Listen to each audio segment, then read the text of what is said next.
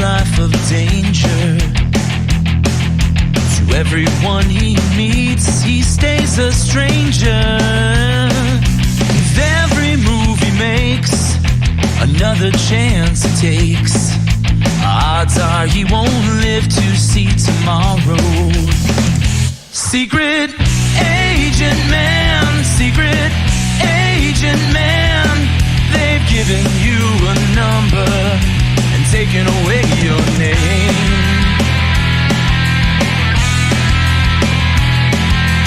Where are pretty faces that you find?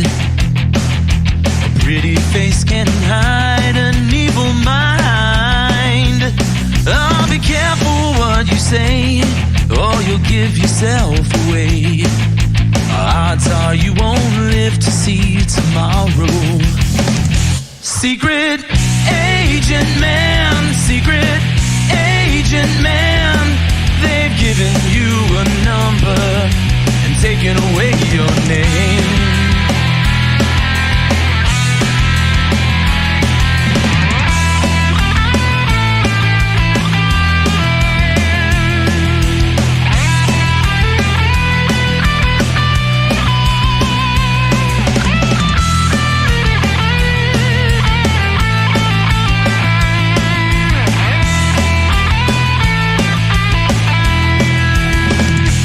Secret agent man, secret agent man, they've given you a number and taken away your name.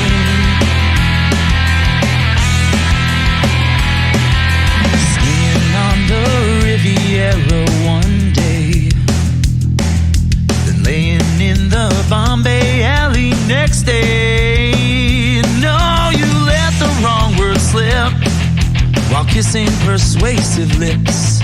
Odds are you won't live to see tomorrow. Secret agent man, secret agent man, they've given you a number and taken away your name.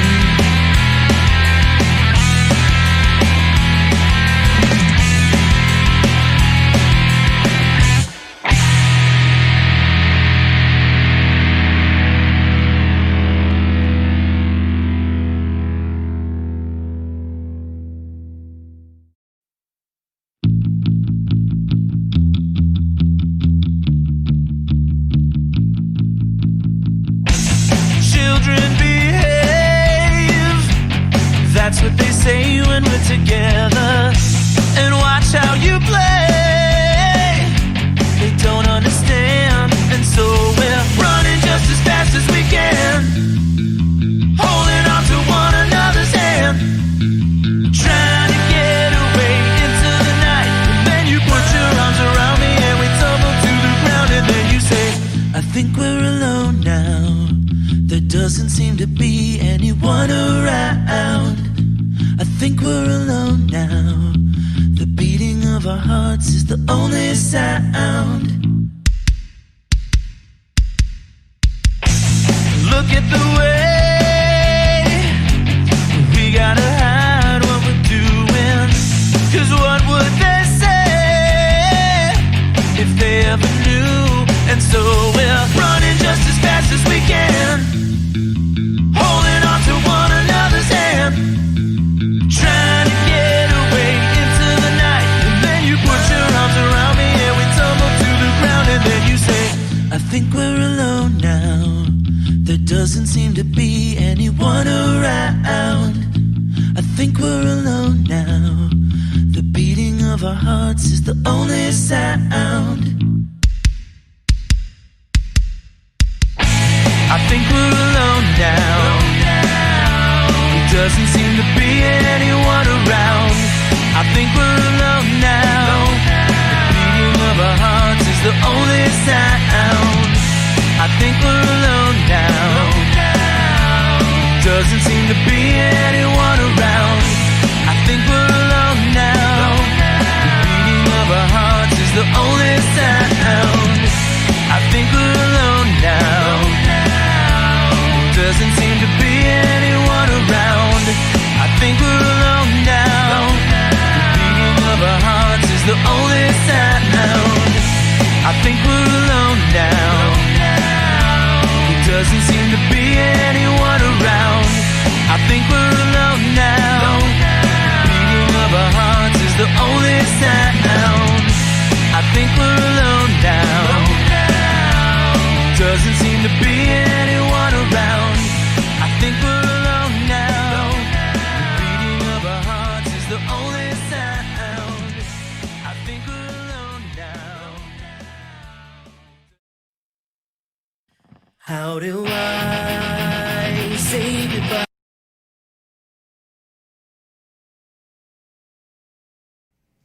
Warning: this podcast features adult subject matter, adult language, and things not meant for children to hear. Viewer discretion is advised. You've been warned. We could be. We might be. We appear to be live, ladies and gentlemen, here on the I'm No Joe YouTube channel. Welcome, ladies and gentlemen, boys and girls, children of appropriate ages, to the latest episode of the I'm No Joe podcast, your home for all things punchy, kicky, and the place where every armchair quarterback can feel like an Eddie Bravo. Today, as like most days, we have got a panel full of facially, follically gifted gentlemen and RJ here to break down this weekend's upcoming cards and talk about some of the things that have already happened this week. So before we get too deep into it, as has been told to me by folks much smarter than myself time and time again, I need to let you fine folks know, if you enjoy what we do around here, where you can get a little bit more to help satiate that urge here. On the social medias, we are on Facebook at I'm No Joe. We're on Instagram at I'm No Joe. If you're listening to this, you can catch the video portion of this show on YouTube at I'm No Joe. If you're watching this on YouTube, you can also, understandably, catch the Instagram influencer level face distraction free version, all audio, on anchor.fm/I'm No Joe. Then you can consume it through whatever podcast platform of your choosing. If you enjoy the shenanigans and shit talking we get up to around here, you can support us by going to patreon.com/I'm No Joe. Gives you access to the behind the scenes shit, the unaired things, and even the unairable stuff that we just can't host anywhere right now. So that being said, we have got some interesting things to talk about. So before we get into them, the new guy is here. He came back. Rogers is back to double check his way, trying to get back to that strap. RJ, how you doing, brother? Doing pretty good, man. I didn't think that I was going to be here to do this week's show, but I'm happy that I can be here for this. Kind of a bummer on the main event, but Right. I mean, card's not too bad. What are you gonna do though? Yeah, what are you gonna do? It's been worse. Yeah, I mean, I was really excited to see Islam fucking I was really excited. I mean, I was kind of stoked for Islam, but honestly, I'm almost more excited to see how this one's gonna turn out. So we'll get into that in a little bit later though. Yeah. And then across from him, the strap holder, the host with the most, the freshest interim new guy a show like mine could ask for, Mr. Fresh 03. How you doing, sir? What's happening? This thing's getting heavy, RJ. I keep waiting for you to come and take it from me, man. But at least my left arm's getting some work. Looking pretty buff these days. But I keep waiting. I go out back of the school every week, hanging out at the bicycle racks, waiting for RJ to show up to take this thing from me. And I do. Appreciate your time. Glad you can be here this evening, sir. Always happy. And as is the case more often than not across the octagon from myself, my Wednesday night homeboy, my combat shit talking compatriot, the one and only Golf T Vapes himself. How you doing this evening, sir? Another lovely day to talk kicky punchies, even if the card isn't that great. However, there is some exciting news to be had with it. So that's about the only excitement I'm getting out of this right now, to be quite honest. There you go. I can't even get half-mast over this card. It's kind of a bummer. I know, but hopefully at least some of the news that we've got coming up will help encourage the excitement, as they say. Hopefully it'll tickle the nether regions. There you go. Whoo! I think I just felt it move. Oh, so first and foremost, before we get into any shit talking or shenaniganery, I understand that it was yesterday and I give zero fucks because it deserves recognition. To all of you who have served, to all of you who are serving, thank you.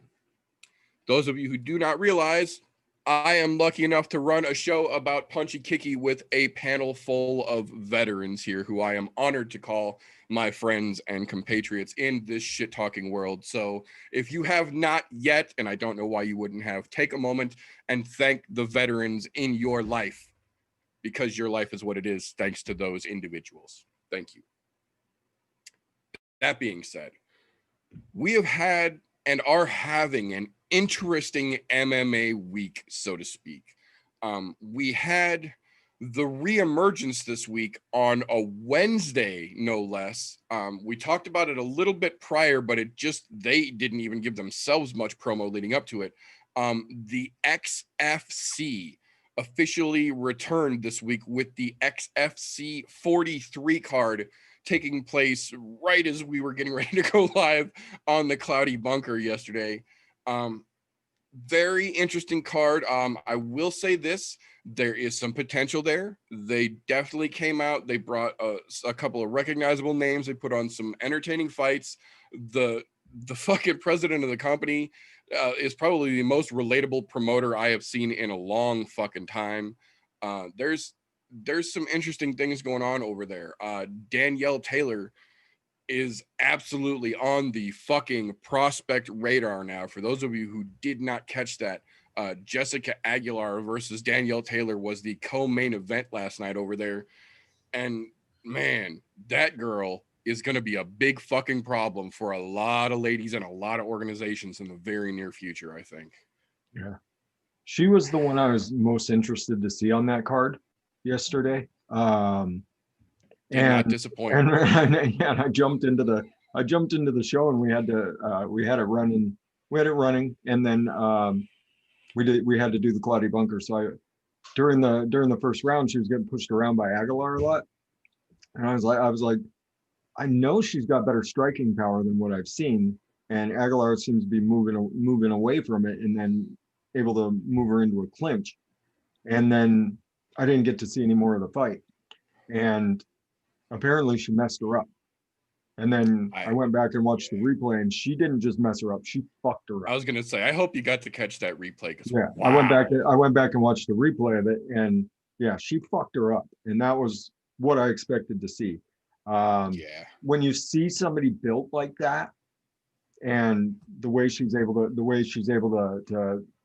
because she has a thick lower body. For anybody that doesn't know Danielle Taylor, she's got a yes, thick lower body. That's a good way to put it. She's able to snap those hips into those strikes, and she was turning so smooth, man. It is, and she has a lot of kind of unrealized power. Even at this point, I think she can hit harder. I agree. So I mean, that's what I wanted to see. And she fucked that girl up. She fucked Aguilar up. So there you go, everybody. She is definitely someone who's going to be getting a call from one of the bigger leagues here pretty quick. Within the next couple weeks, someone's going to give her a call and say, "Hey, you want to come up and fight somebody." So she was literally the definition of a terrifying prospect. That girl came in, and you could tell even in round one, like Fresh was saying, she didn't even quite realize her potential in the situation yet. Yeah. Excuse me. I mean, if she gets into like a really good camp, that's what I was thinking. She's just got to find the right home to harness that fucking power. Holy shit. Yeah, we're talking about someone who can walk around doing first round knockouts, just like in the ladies with first round with one strike knockout power. Legit small lady, one shot knockout power, legitimate.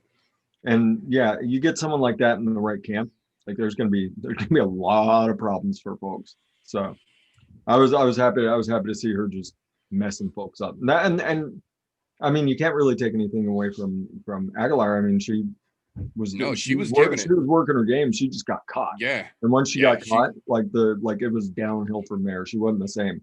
So Yeah, she wore it the whole fucking way through for damn sure. yeah, so But there no, you go.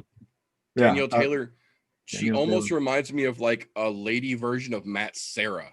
The way her style is so fucking striking and like leaning pressure heavy with her strikes. Yeah, she did have she did have some problems getting out of the clinch in the first. She did. But she, I think mean, that she might have been a little bit of debut jitters though too, because that was her fucking pro debut. So like, yeah, and she, yeah, I mean, not a bad first she one. managed to get, I mean, she managed to hold it. She managed to hold it and not get worked into submission in the first, which I give her a lot of credit for. Yeah, I mean, once she got going in the second, it was a downhill slope. There's So, a clear distinction in that second round where you can see Danielle Taylor comes out and she takes a and then settles, and you can see in that moment she's like, okay, this is what I'm supposed to be doing. And from that moment forward, the fight completely fucking pendulum swings. Aguilar has no more control at any point for the rest of the match. yeah, And so Aguilar, yeah, like you said, Aguilar was giving it too. So yeah, impressive. I mean, it was, man. yeah, I mean, I take nothing away from her. I take nothing away from Aguilar. Yeah. But I mean, she's a pro. She's a pro's pro. She's UFC vet. She's got a bunch of fights under her belt. She just ran into someone who's kind of special. Yeah, absolutely. I'm kind of excited to see where Danielle Taylor goes in the future, because that girl has got some fucking bright potential in her pocket. She's gonna have to work on her clinch and takedown defense a bit. And like I said, I would really like to see her get into a camp that can really work that striking with her, because she's got such crazy power for someone her size. So absolutely. Yeah, it's gonna be fun. yeah, she's the one to keep your eyes on, for sure. Yeah. Excuse me. But then their main event last night, Andre Sukumtoth, the soccer mom, as he has been referred to, just it was not a great fucking fight. Those ladies legitimately should have been the main event, because that fight was spectacular. Soccer mom looked like shit and still got gifted a decision without even having Sal Diamato there to officially officiate terribly. So, there is that, I suppose. I guess they're going to try and make him and Kenny Cross hanging out this weekend in the UFC. I think yes, he is. Yeah. Yep. I'm saying. So I think the XFC are planning to kind of make Sukumtoth their lightweight go-to guy, and then looks like Kenny Cross is going to be their featherweight guy. Even that dude is a whole different kind of fucking dollar store MVP. Oh my God, that I could go off on that motherfucker, but I'm not gonna till he gets a decent name in front of him. But rest assured, XFC has got some legitimate potential in their pocket. And if they go forward the way that they reintroduce themselves with XFC 43, I think they're going to be just fucking fine. That being said, this evening, earlier today, as a matter of fact, Bellator 252 kicked off with Cronery Gracie making his return, Carrie Melendez making her final quote-unquote strawweight fight in Bellator on her contract. She's trying to talk Bellator into adding a women's flyweight division for her to Valentina Shevchenko over, and I don't think Scott Coker has any interest in it from what he has expressed. He does not think that she carries near that Valentina level ability, and is not willing to construct a division for her. After watching her fight, I think he made the correct decision. Enjoy the rest of your contract, sweetheart. See you in Rise in 8 months. I don't think she'll be getting her own division anytime soon. Aaron Pico came back again tonight, and then the fucking double champ Patricio Pitbull came out in the featherweight Grand Prix quarterfinals. So we now know that it will be Sanchez versus Pitbull for the finals going forward on this side, and then Darian Caldwell versus AJ McKee on the other side coming up next week. With Bellator being on CBS Sports now, they're ironically going to be on Thursdays going forward, apparently.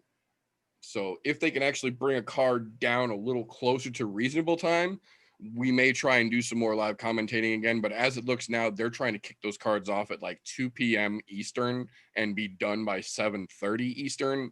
And that's just a little too early for all of us that have got other things going on during the day. So if they can bring one later, you guys might get some live commentary, but we'll see how they go moving forward. Once football season starts to get a little more underway and they get their rhythm down with CBS Sports, we'll see how things shake loose.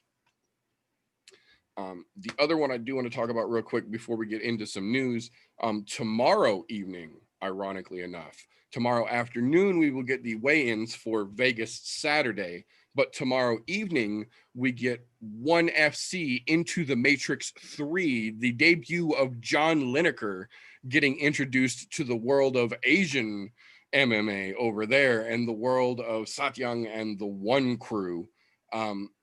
Fortunately for John Lineker, they have got him lined up with a gentleman in Bellingham who is basically number for number right there. Like, he's going to have a legitimate decent match, but it's still kind of like wink, wink. You've got enough over this guy. Look good, John, so we can get you a bigger fight kind of situation.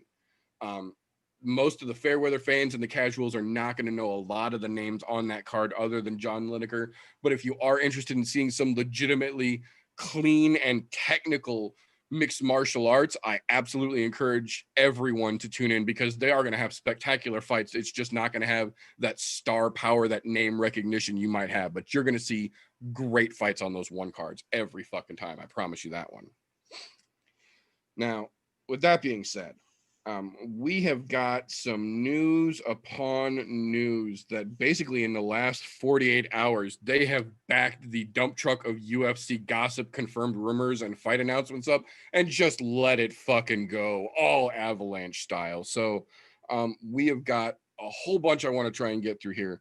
First and foremost, we kind of mentioned it a little bit earlier here, but officially, if you did not hear, Islam Makhachev did have to pull out last moment of this fight for this weekend against RDA as the headliner of a main event on a card that wasn't scheduled originally to be a fucking card anyway. So then we had to, on last minute 6-day notice, find a replacement for RDA because he's been in full camp. This has been apparently a thing for a minute long enough where he was training for it.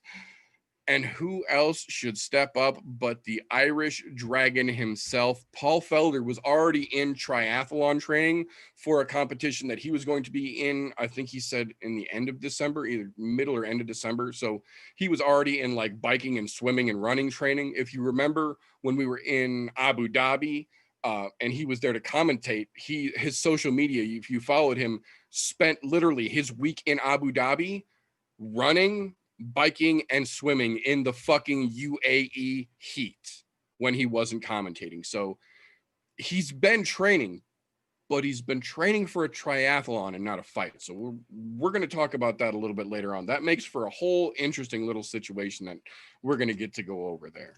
But that we'll get into a little bit more of that later on here. We have got a couple of literal last minute announcements that they made, like one 45 minutes ago, one they made about 3 hours ago. Both of them will be interesting matchups here. Thanks for that, Sons of Anarchy. Fucking morons. Sorry about that, folks. The first one that they announced that I am very excited to see how it plays out will be the January 30th. As of right now, they're expecting it to be the co-main event because they're still trying to stack something bigger on top of that, which, hey, I'm okay with either way. Kelvin Gastelum will be fighting Ian Heinisch on January 30th, rather. So one of the first big headlines of the new year, not on a pay-per-view card, has officially been announced. And Kelvin Gastelum really needs a good win in his fucking pocket to keep him from just like trailing out of relevancy right now. He's had a fucking real rough go of things ever since Izzy put the smackdown on him.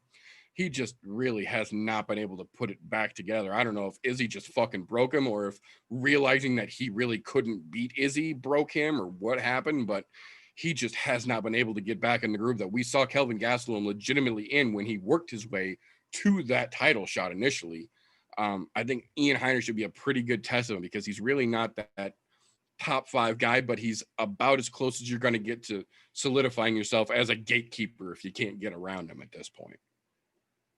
We'll see, but I don't hate Kelvin Gastelum. I don't really like him, but I don't hate him, and I don't want to see him just completely wash out like this. I would like to see him get back on the fucking horse. We saw him do very well before, but for whatever reason, like I said, that fucking Izzy fight, something just isn't connected anymore the way that it used to be.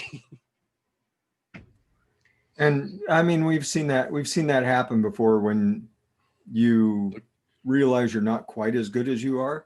Like I say it all the time. I say it all the time about a lot of these young undefeated fighters. Like, you don't know until you know.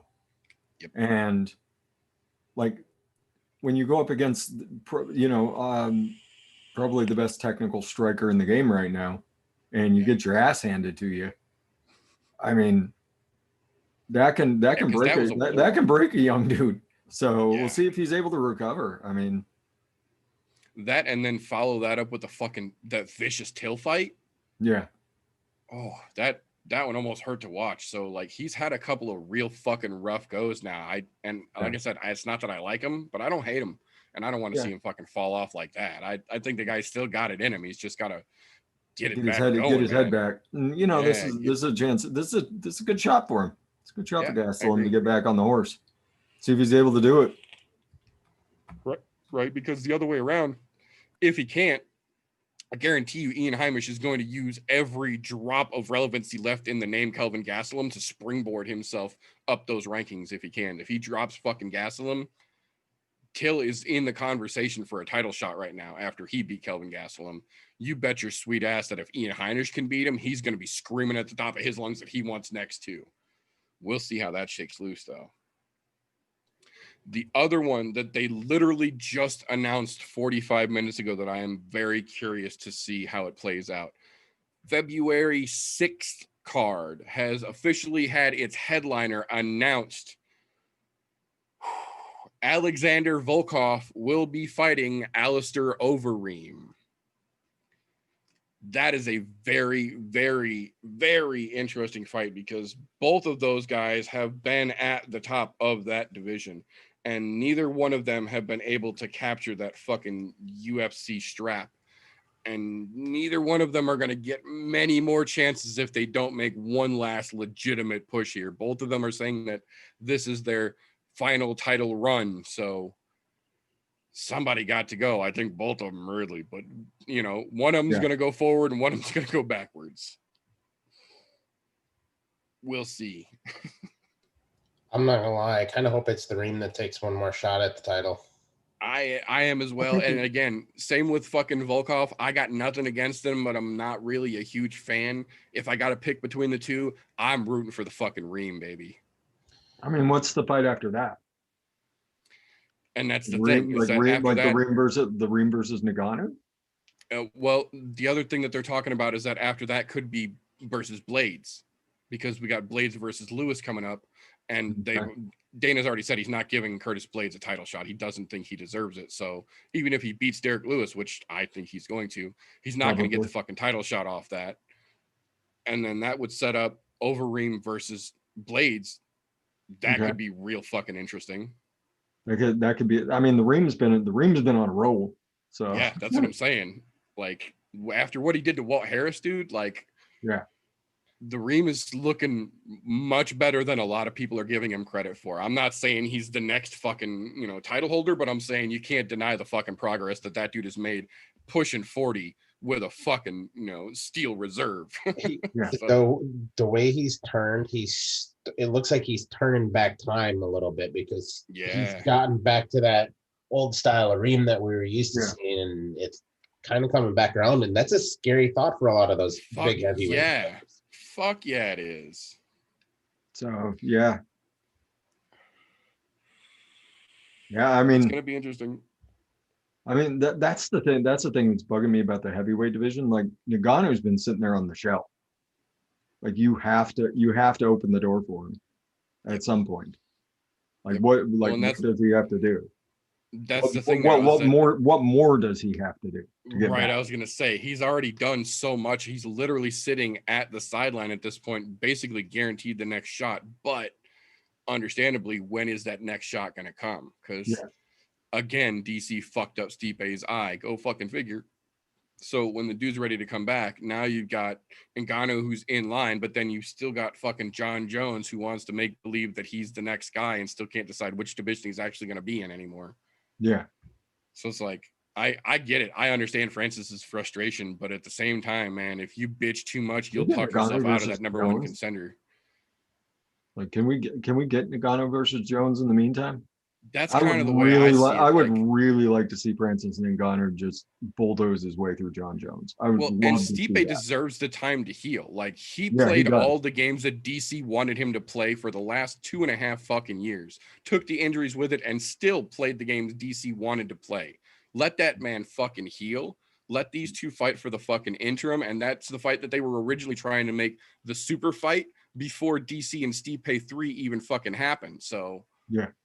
Let him do it, man. At least we got some interesting action. I think that I agree. Right. I think the Reem's probably going to take that, and then, I mean, you really got to start looking at Reem again.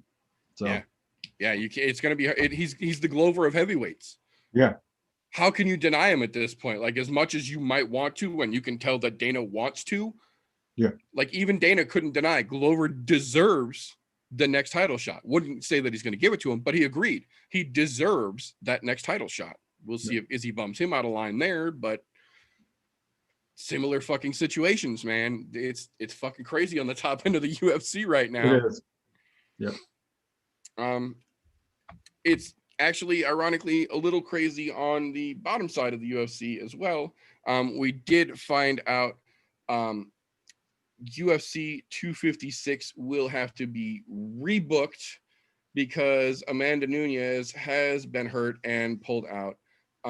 They did say they are not going to cancel the fight. They are going to rebook it sometime in 2021, but we also just lost the main event to UFC 256. If only we had a pair of other fighters who were ready to try and make a main event out of a fight that's got great hype around it that Dana said wouldn't have a place on a 2020 card that we have to supposedly wait to 2021 to see. Oh man, if only. But, you know, speedy recovery to Amanda. She's already said herself she doesn't have that many more fights left in her. So, you know, I don't want to see her fucking, again, fall out hurt like this. I think she deserves to beat the shit out of Megan Anderson and send her back to fucking Humbleville. Easy W for Amanda. Great title defense. It'll be, you know, a meh pay-per-view, but now it gives them a chance to actually build a card around it instead of just throwing it in at the end of the year. So we'll see what they do.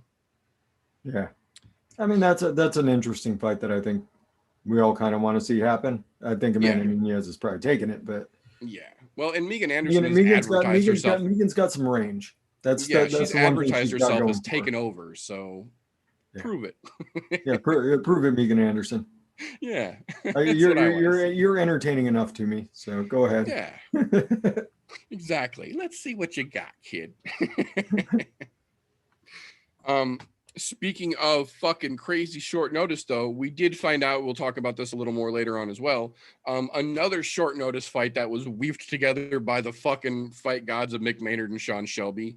On this Saturday's card, they have put together a catchweight battle at 195 of Brandon Allen and Sean Strickland. So when the Brandon Allen, Ian Heinisch fight fell through and now they've got him rebooked for January, Brandon Allen was like, I don't want to fucking sit out all winter. I was ready to go this weekend. Sean Strickland was like, yo, I didn't take shit for damage and put on a badass fight. Can I get next? Dana was like, you know what?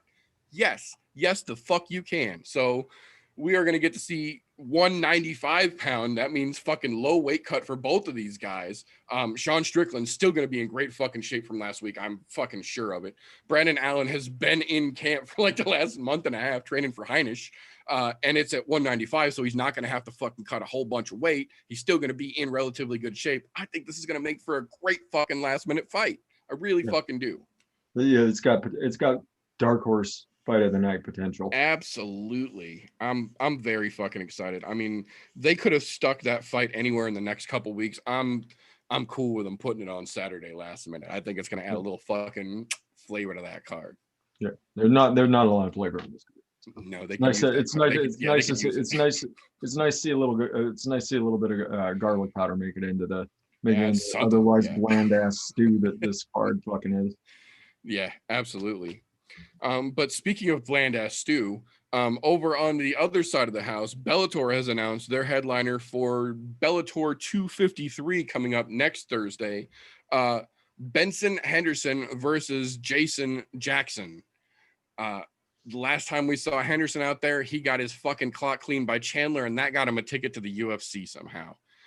Jason Jackson, to be fair, is a very exciting young prospect over on the Bellator side of the house, but I mean, they say they're trying to be respectful to Benson, but they keep throwing him all the fucking heavy hitters that they can. They're almost BJ Penning him over on the Bellator side of the house, which, to be fair, he's fucking absolutely earned his way into doing, because Benson rode way too much off of way too few highlights that he has. So at this point, I'm okay with him getting thrown to all these prospects, but damn, I think this one is going to hurt him. Jason Jackson has got a lot of fucking potential, and Benson Henderson doesn't have a lot of chin left. Yeah, poor Hendo. Yeah, that's literally all I have to say about that fight. Poor Hendo. Yeah, like, you want to feel bad, but I almost can't. You make your fucking bed, you got to sleep, kid. Sucks, but hindsight is 2020, as they say. 2020 is not what you want in the rear view, especially with what 2021 shaping up for. We'll see. Back on the UFC side, though, we got a trio of announcements I want to go through real quick before we jump into some meat and potatoes, as it were. The first one will be the final card of this month, November 28th. They have added Miguel Baeza versus Takashi Sato to the card, which I think is going to be a very interesting fucking stylistic matchup. I'm always down to see fucking Takashi Sato fight. Baeza is going to be an interesting puzzle, but I think he'll get solved as well. December 5th, favorite of the fucking show, our boy Nate Landwehr is officially back in the octagon, taking on Movsar Evliov. I can't fucking wait. I fucking love Nate Landwehr in the goddamn octagon, and I get happy every time I see his name on a fucking roster. It just sucks that we had a last couple interesting little fucking Rona time pullout situations. Yeah. So I'm glad to see him back in the damn octagon. Yeah, hopefully he doesn't get another set of tickets to the Backstreet Boys reunion. But yeah, Nate Landwehr, for those that haven't seen him, then for those that haven't bothered to watch any of his stuff, like he got burns. But that's the only time anybody's ever been able to get him, was with just a random fucking strike. Yeah, but he's a super duper intelligent fighter, and he's very, very, very entertaining. Yes, he is. No fucks, none. No, yeah, he doesn't give any fucks, and he's fighting a very, very good, very, very good grappler. He's not a bad striker at all, but it should be a very entertaining fight, because Landwehr has kind of made his living on figuring people out like really, really quick. So it'll be interesting to see. Like I really, really like Nate Landwehr. This is a fight that could give him a little bit of trouble, so we may be able to see this one get drawn out a little bit before he figures him out. But yeah, anytime Nate Landwehr anytime I get a chance to watch a new Nate Landwehr fight, I'm excited, because he's a really, really, really good prospect, really intelligent, like I said, really intelligent fighter, and incredibly entertaining in the ring and on his interviews, because he does not give any fucks. So not a single one. Yeah. Very, very, yeah. There's a reason he's kind of a favorite on the show. So really looking forward to December 5th. Absolutely. Last one I want to talk about real quick before we jump into some meat and potatoes here. This one was just announced this afternoon as well, and I'm very indifferent about this announcement. On one hand, I think this fight has a lot of potential. On the other hand, this fight, in my opinion, should be the final one for both of these individuals.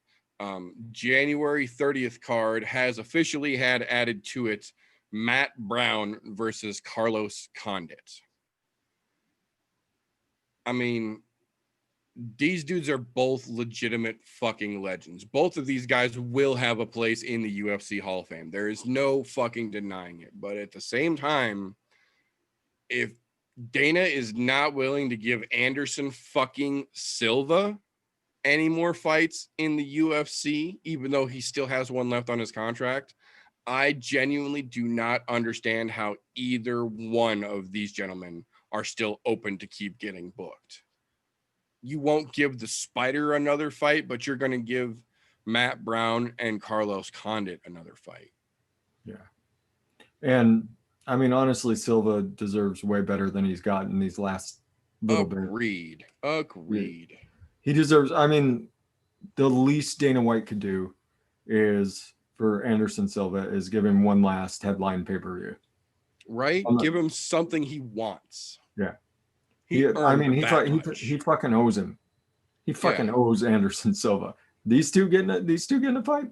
That's fucking insulting. Yeah, it's a little aggravating to say the least. Fucking Dana. But that being said, that will bring us to, oh, wait. Hang on. Yeah, no, okay.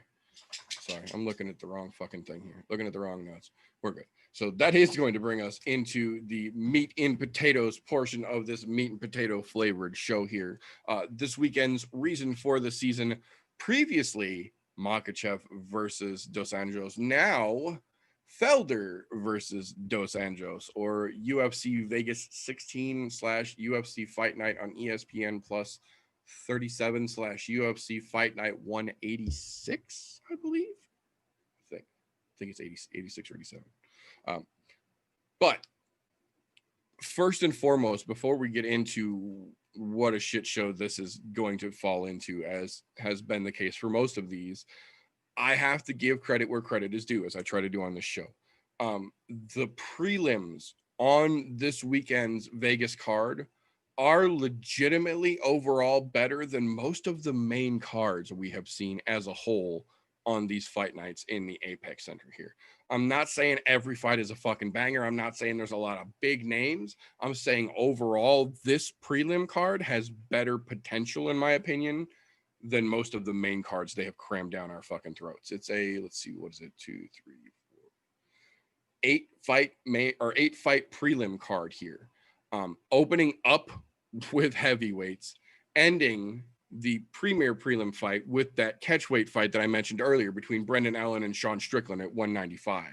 So we have got some interesting fucking matchups here. I'm not going to break down the whole prelim, but there are a couple that I want to specifically point out to folks that I want you to keep your eyes out. If you're looking for a good fucking fight to watch, there are a couple you don't want to miss on this prelim card.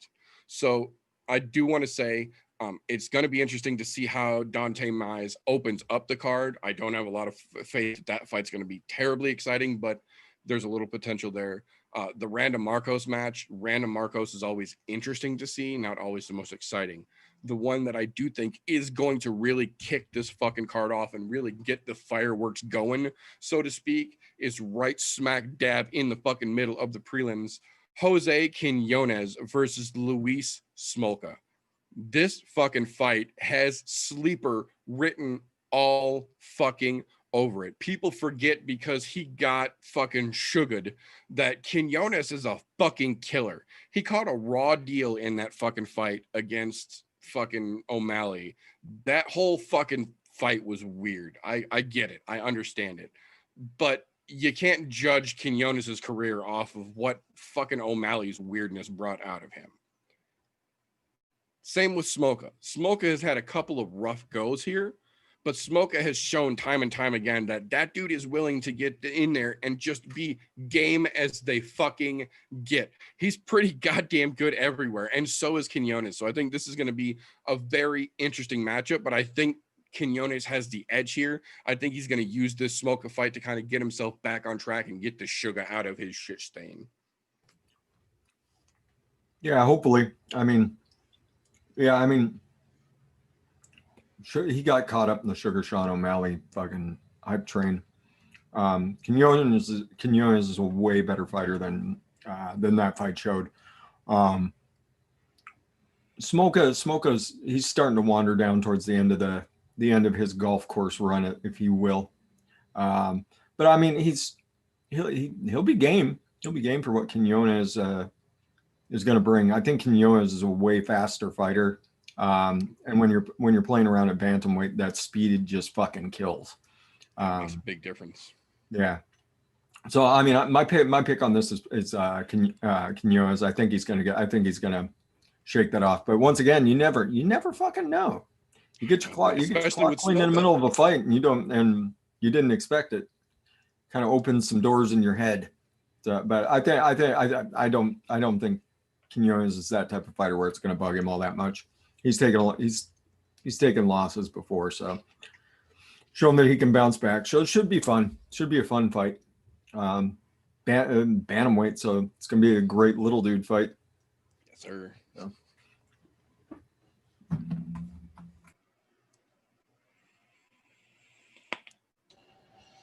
Yeah. I'm inclined to agree with you guys, namely because as much as I wanted to pull for Luis Smolka, he's never performed. Like, he had a lot of potential at one point, and it seemed like it got squandered. Or he just wasn't taking it serious, or whatever the fucking case was.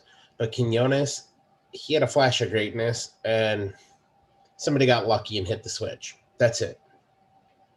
To be honest, I don't think he's a flash in the pan kind of fighter. I think we have a lot more to see out of him. And eventually, I think what's going to end up happening is we're going to see a rematch where he's going to hit the switch on Sugar. I would not be mad at that at all. Especially like if he fucks up Luis Smolka this weekend and calls for that fucking Sugar Sean run back, I wouldn't be mad at that in the least. No. I think that would be and to be honest, I think they ought to give it to him. I agree. I think that lucky flash in the pan bullshit. Yeah. I think you should call Sugar Sean's bullshit and kick him in the fucking ankle.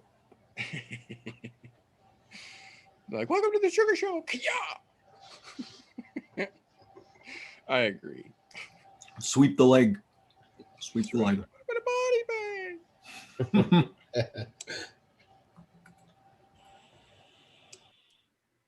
Yeah, I'm going with Quinones too. He's just a little bit more smoother and a lot more fluid than Smoka is. He's far better on takedowns, takedown defense, and his overall stand-up game is just a little bit more well-rounded than what Smoka is right now. So I'd have to go with Quinones.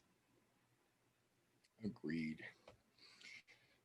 Now after that, I do have to say the Alex Morano-Reese McKee fight is going to be interesting. I just don't think it's going to be that exciting, honestly.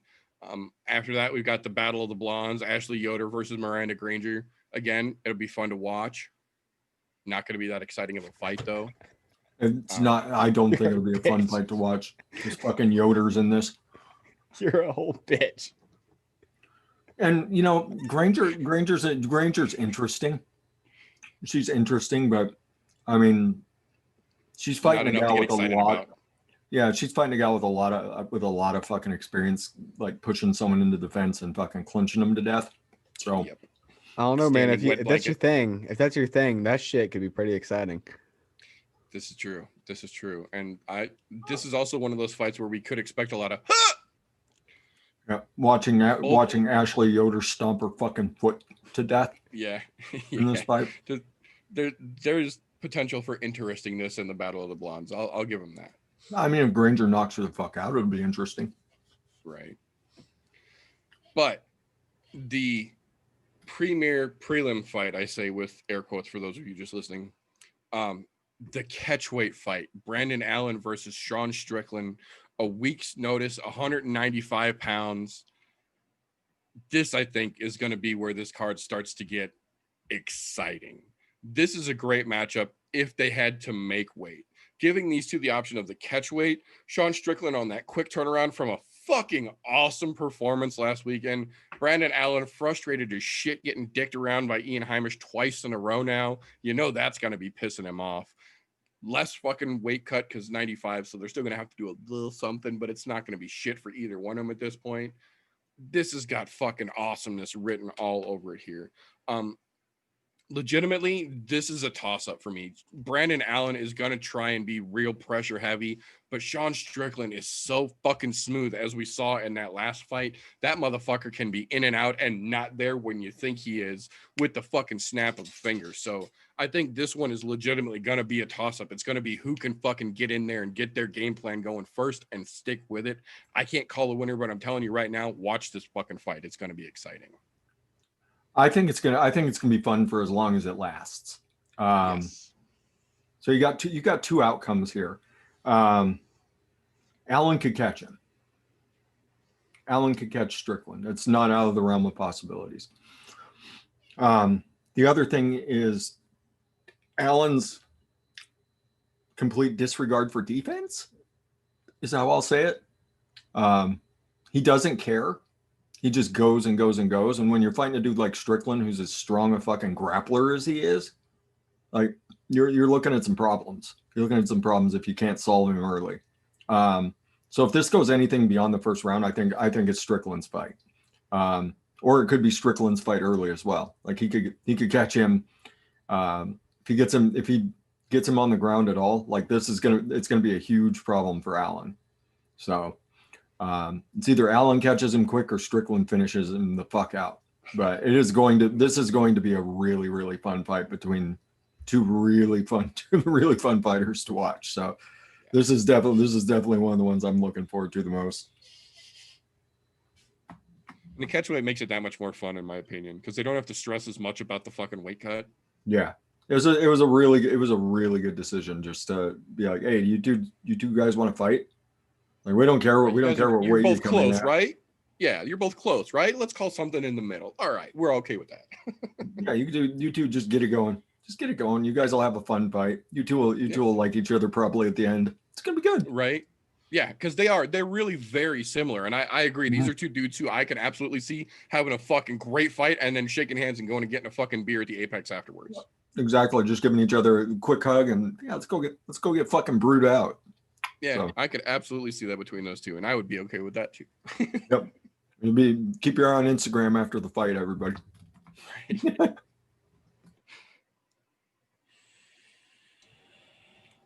Well, let's see. You got Brendan Allen. He's got three win streak on his fucking resume here in the UFC so far.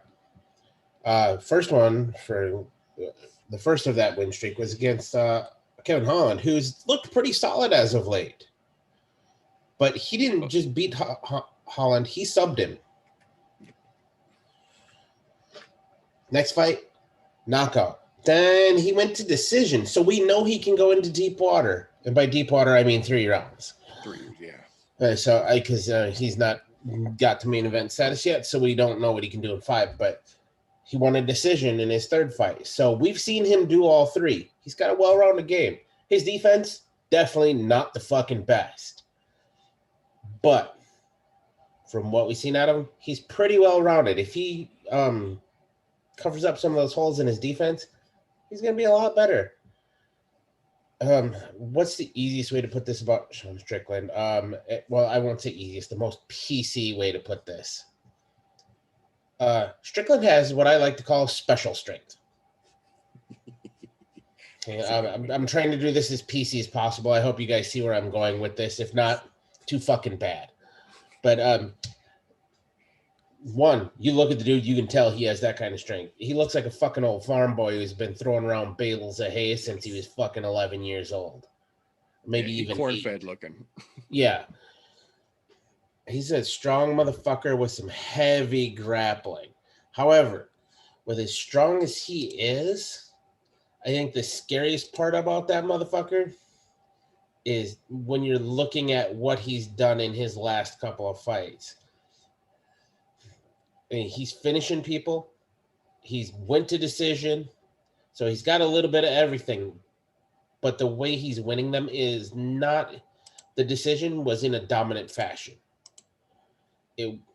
His He finishes, owned every minute they're of that. stupid dominant. However, I don't know if he's going to be able to deal with the early onslaught. That's the one question I have with him, because we haven't seen him. The last time he had an early onslaught was back in 2018. We have to remember he had fought in 2018 for the UFC, and he got knocked the fuck out in the first round. And that was because it was a heavy early onslaught. And that's the same thing that he's going to see when he's fighting Brendan Allen. So I have this weird feeling, because his last fight that we saw in the UFC here was a couple months ago. He didn't have that early onslaught to deal with. And I'm wondering if the pressure that Allen's going to bring forward initially is going to cause him to fold like he did a couple of years ago before he had his little break from the UFC. If anything, I have to call it by what I see it. I think Allen takes this, but I think it's beginning because of an early onslaught. I don't think Strickland is going to be able to surpass that early onslaught. However, that is a big, strong motherfucker. So, just saying, there's very well. Not to mention it's fucking catch weight. So, a lot of that shit that we're talking about here goes right out the window once you're fucking talking catch weight, because they're not fighting at their normal weight class. They're not cutting as much.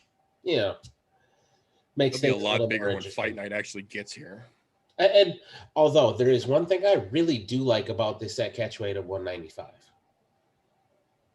This is that fucking halfway point that we've been saying we needed between 185 and 205. Take a fucking note, motherfuckers. And watch how good they look. Watch how fucking, I'm calling it right now. Watch how good both of these guys look at 195. Because 195 is real easy for these guys to make. And that means that with the not having to cut as much going in, they'll be able to put that much more back on afterwards. And they'll be fighting closer to their natural walking around weight when they get to the fucking octagon. The thing that we've all been asking for. That's what I'm saying. And not to mention, I think a 195-pound weight class would be fucking excellent. Because look, I get it. You go 155, 170, 185, 205, 20 pounds. What the fuck? Let's put a 195er in there, because everything else is about 15 pounds until you get to 155. Then it's 145, 135. But you can do 10 and 15 pound increments. Jumping 20 pounds, though, that makes these two fucking divisions really weird. That's why we see people like Jan Blachowicz get screwed around for a while, and he just introduces 185ers to the fucking 205-pound division and murders them because it's a 20-pound fucking weight difference. Not like he's not going to do when he defends his light heavyweight title again here shortly, but we'll talk about that when that day comes. But yeah, either way, just saying, they need that extra fucking weight class in here, and I think that could prove everything that I just said fucking wrong, because they aren't cutting so much fucking weight. It's cool. I'm playing devil's advocate to myself. This is fucking great.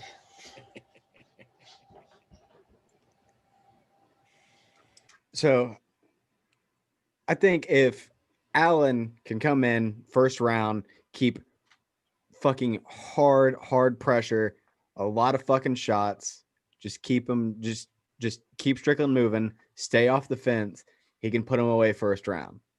But if it goes second round, if Allen even remotely thinks of doing a takedown, he's going to be fucked right there, even first round, because Strickland's fucking takedown defense is ridiculous. So you are instantly crossing off all ground game on Allen's end of this completely. You're completely taking that away. So pretty much you're a boxer versus an MMA fighter. Well, a kickboxer versus an MMA fighter in this, and honestly, I would say if it leaves second round, it's Strickland all day, every day, no matter fucking what. But if it stays first round with how Allen fights, he could take it. So it's kind of that toss-up scenario. agree. And Allen that's one of his fucking strong suits, man. Is you want to talk about a dude who opens the fucking bell with his foot on the gas? He lays hate in fucking amazing fashion. Yeah, that dude comes out of the fucking gate full fucking throttle. And that's also the detriment too. And like we said, if Strickland can survive that first round with the pedal to the floor, Allen's going to be in big trouble because Strickland is going to go, okay, bitch, now you're in my fucking world and we're going to start wrestling. And he's going to start those chain takedowns and he's going to start looking for those sub openings as he's chaining you and you're trying to fucking figure out how to get away from him. So I agree. I think if Allen can rush the first, he can get it. And but Allen, if he can't get it, Allen just isn't, he just isn't going to be able to compete with Strickland's takedown defense and his overall takedown game. He's just not going to be able to fucking compete with it. The only way he can is if he beats the fuck out of his legs and just wears him down. That's the only way he'd be able to have a fucking chance on the ground, because Allen's takedown game isn't horrible. Like he doesn't have bad ground game, but next to Strickland's, it's just, it's not the same. Strickland is just on another level. I agree. I think it's going to be a great fucking fight either way it plays out. Oh, I'm absolutely. fucking stoked to see it. I think this is, like TJ said, this is making the fucking case. I think 165, 195, if you want to leave the big boys big, cool. But there's too many guys caught in the fucking middle here. 195 would keep Izzy from coming up to 205, I think. I think he would stay at 195, 185 and go back and forth as a double champ there, as opposed to going to 205. He would let John play alone up there.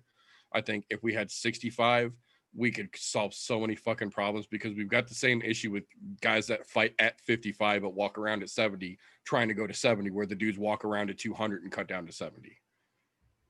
We see the same thing. It's because of the fucking weight cutting. It's one of those things. I think introducing more weight classes will make it to where there's less reason to cut weight. There's more options to fight closer to your weight class.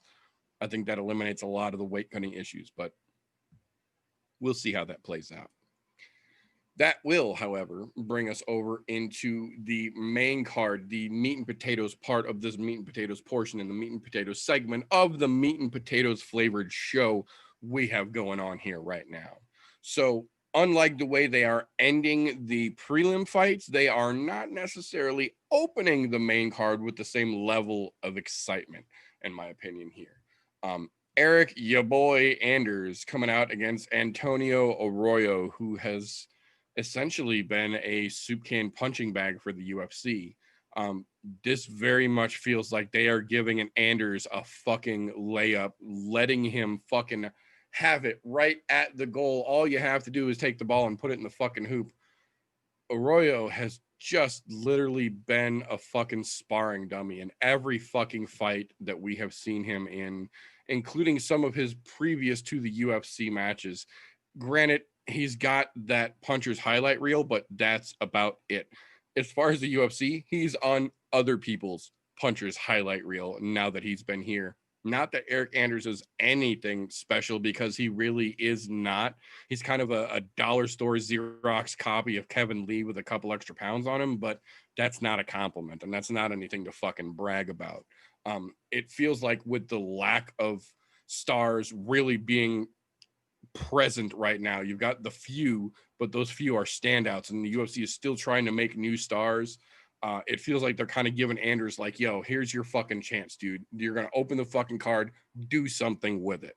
I don't think it's going to be exciting, but I do think he will be able to do something with an opportunity against a fucking soup can like Arroyo. I think Anders gets it. I don't think it's pretty, but I think he gets it.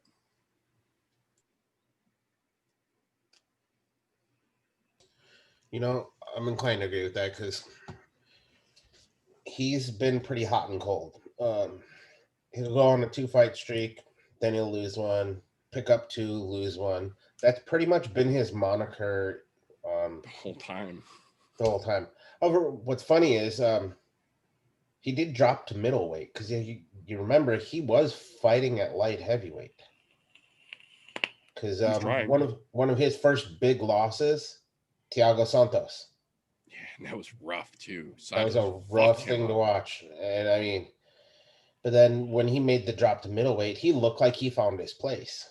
I mean, he got on a 2-fight win streak, he beat Gerald Mearshart, and I forget who the other fucking guy was. And then Krzysztof Jotko got a hold of him and beat him in decision. And to be honest, he didn't look like he was there for that fight at all. But it's his moniker: win 2, lose 1, win 2, lose 1. You don't get to the top by taking 2 steps forward and 1 step back. This is not a song. You're not getting anywhere with that. You're not getting into bed with anybody. Sorry, that's how this works. So if we go off of his moniker right now, yeah, he takes it because he's got to win 2 fights before he loses another one. That seems to be his MO. But there were some fights that I saw of his where I went, man, he does have some good potential, but it seems like he just doesn't know how to string it together, or maybe it has something to do with this fucking camp that he's in. Maybe it's time to change it. Like, I thought when he went to middleweight and made that change, I was like, wow, we're finally getting somewhere. You figured out you're not quite big enough for 205, Right? But you're in this fucking middle gray area again. Like him, I think 195 would suit him beautifully. Again, bring this full circle here.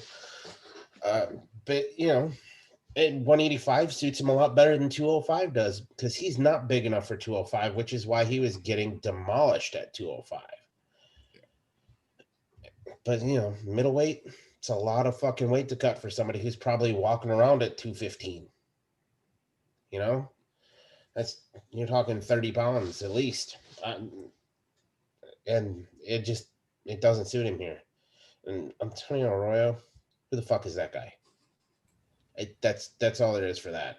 I don't have anything else to say on that. I have to with quite a bit of pause here say, yeah, Eric Anders wins it, but I don't think it's going to be anything all that exciting. No, probably not the most exciting fight. Arroyo's got some kicks on him. He's got that going for him. But I mean, he got completely fucking exposed when he got up to the main roster, and I think your boy is probably going to take it again. Eric Anders, not the most exciting fighter. He had potential. He got thumped, and has never realized his potential. So yeah, I have a hard time picking against Anders. I think he's a more mature fighter. I think it's going to show in this fight. So that's about all I can say about this one. I got to go flip chicken again.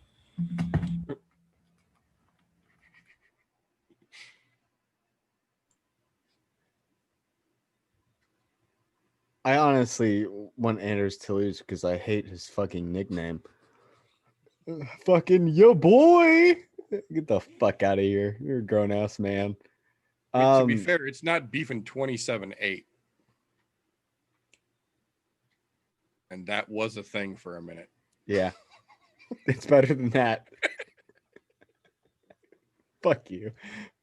I mean, with how fucking Arroyo's has performed, if he can pull this off, fucking good on you. Fucking hats off to you, man.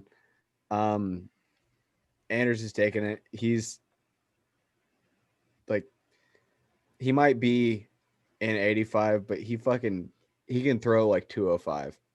He has some fucking heavy hands on him. And I don't think Arroyo is going to be able to fucking handle some heavy ass fucking bombs. Yeah. If Arroyo can pull something out, fucking good job, but I don't think it's going to go that way. I agree. And I absolutely agree with TJ as well. I think Anders is, again, another one of those perfect fucking examples. He's too small for 205, and we saw that, but he's a big 85er.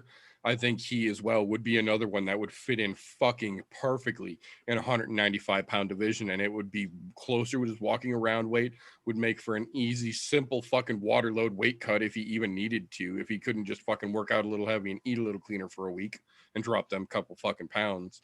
I agree. And even if Dana doesn't want to make the fucking 65 division, the big boys, 95 would benefit a lot more than 65 would. If you don't want to make a bunch more divisions, I think that 95 would make a significant difference. But we also know Dana's an asshole and he doesn't want to do anything that makes sense. So we'll probably never fucking see it. And I mean, the big guys, those are the ones you have a whole lot of problems with, like passing out before the fights or having problems, kidney failure, near kidney failure, renal for kidney failures. Yeah, shit like that. Like that would be very, very helpful for their health, which is something that, you are supposed to kind of protect. You'd think. I mean, I'd hope so. They make Dana's money, so yes, that they very much do. But then we come along to a very unique matchup on the card here. The last time we saw Kay Hansen out there, she was making her debut with her forehead split open, no fucks to give, and one of the smoothest fucking arm bars we have seen in a long fucking time. On the other hand, Corey McKenna is coming off of beating a fellow fucking soup can on the fucking Contender Series, and Dana felt that that was enough to get her into the UFC. This to me very much feels like a disrespect to Kay Hansen, and I don't know specifically that they did it intentionally, but it very much feels like they think her first fight out was a fluke, and instead of giving her someone with a little more talent or recognition behind their name so that she could start to earn her way up, they're literally immediately throwing her someone who's coming directly off the fucking Contender Series who fought a fellow fucking soup can. I don't think this is a good idea for the UFC, but I do think this was a very smart move for Kay Hansen to take this fight, because I think she's going to come in and put on a fucking masterclass. I think she's going to send this fucking Contender Series soup can home with a Band-Aid, to say the fucking least. I think Kay Hansen demolishes this fucking bitch. I don't think we see the end of a second round. I don't think that they're I'll call it this. I don't think that they're disrespecting her here. I think what this is after the way she performed, they're like, ooh, this could be a new star. Let's give her somebody to just completely dismantle, so that way she looks better, and we have a highlight reel for her when we give her a better opponent. Boost the star power that way, because you know what works great to make stars? Fucking highlights. Off the cage kicks, fucking crazy arm bars when you're fucking just split the fuck open, blood everywhere. Those are the kind of things that make fucking highlights. Let's go all the way back to the first Ultimate Fighter. Stephan Bonner, Forrest Griffin. That fucking fight, what was that? That was a career highlight for both of those guys. And what did that do for both of them? At the time, they were superstars. They didn't even have a fucking title at that point, but they were superstars. I think they might be kind of thinking the same thing. However, if Kay Hansen fucks this, or if Corey McKenna is this good, which I doubt because what we saw off the Contender Series. However, I think she's got potential, but I don't see her being Hansen. But if Kay Hansen fucks it here, that's going to completely fucking ruin her. Yeah, that'll end it. I agree. That'll end any. But I have a feeling they might have set this up as a, hey, let's give you something to hit a home run with and get you some more highlights so we can get you that bigger fight. And you keep stacking those fucking highlights up. Bam. Yeah, they could be setting a tee up. I can see that. Look, the women's strawweight division, it's a little crazy as a whole in the way things are set up. Everything at the bottom doesn't look so great. But we need a couple more stars in that strawweight division because, let's see. Joanna, fucking irrelevant right now. Who do we got that's relevant right now in strawweight?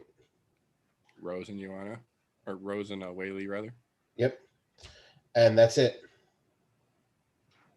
Right? You need somebody else with some pull in that division to make it more interesting. Maybe they're trying to feed this to Kay Hansen to give her that opportunity to make that climb to get up there where she can be there. Because, look, you can fight through that fucking bloody mess that you were and then pull off one slick ass armbar, guess what? You got my fucking vote right there. Let's see what you can do now. Let's give you something to hit out of the fucking park. Look, I wish Courtney McKenna the best, but I don't think she's going to come out of this very well. And if she does, oh, fuck me. Because you know what? That means she's a lot better than what we saw in the Contender Series. True that. I heard the Contender Series, so that's instantly telling me that this person is green and wet behind the ears and doesn't know what the fuck that they're doing. So I'm instantly gonna say, "Hey, Kay Hansen, congratulations, you just won your fight." Right. No, I like Kay Hansen to begin with. I think she's a fucking little stud with that fucking badass bleeding, no fucks given armbar she put out. I'm very excited to see what else she's got, or if she can throw another crazy fucking armbar out for us. And anytime I get to see Contender Series soup can slap down, it always makes me giggle a little bit. So, not to mention, this is on the main fucking card. So she has jumped from who was that to, oh, watch this. I'm in for it.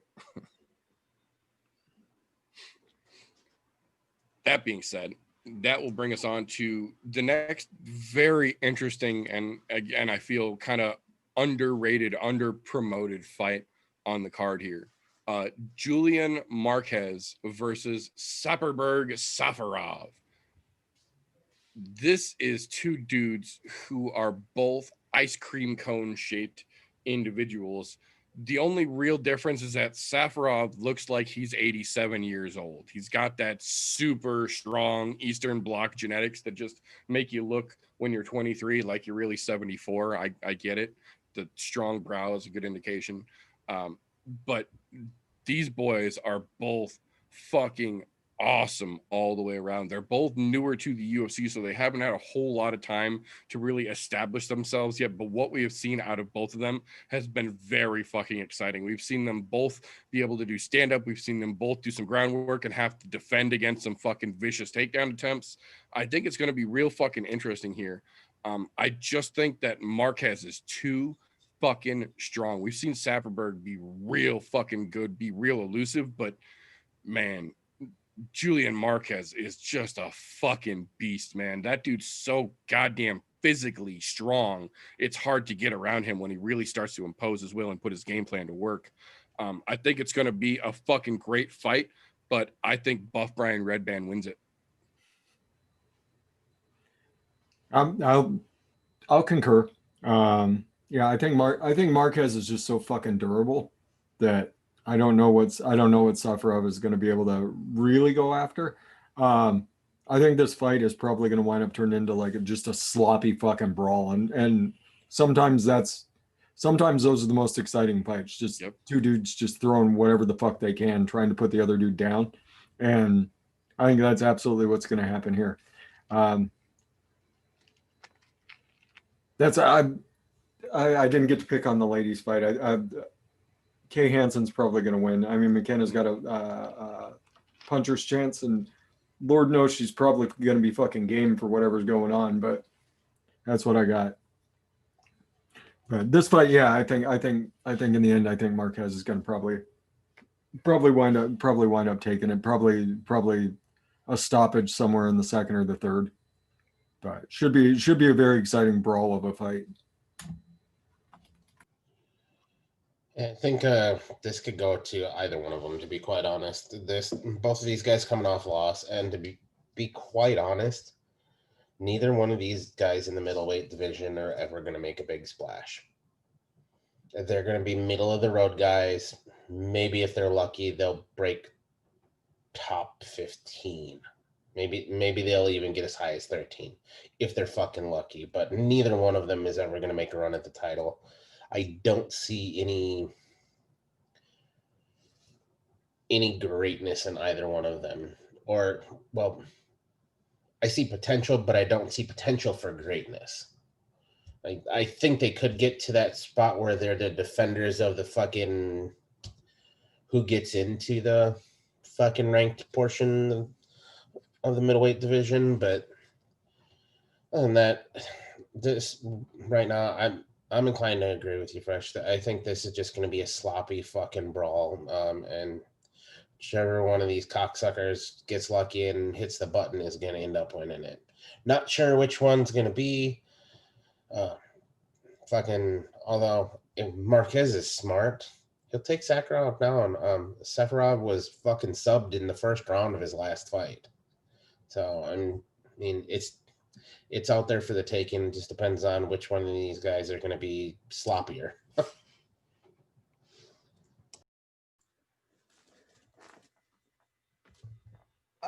If I have to go with anybody on this, it's going to be Marquez because he's a little bit more fluid and can stick to his game plan just a little bit better than what Safaraz can.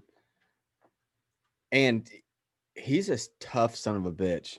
So I think he'd be able to just eat practically anything the Safarov could throw at him, which Safaraz does have decent stand-up game, but like TJ said, he could take him down to the ground because Safaraz doesn't have a really great ground game, especially if he's fighting off his back. I'd end up saying Marquez takes this, but it's not going to be a knock. If it is a knockout, it's going to be one of those lucky fucking shots, but it's either going to be a lucky ass shot or a decision win.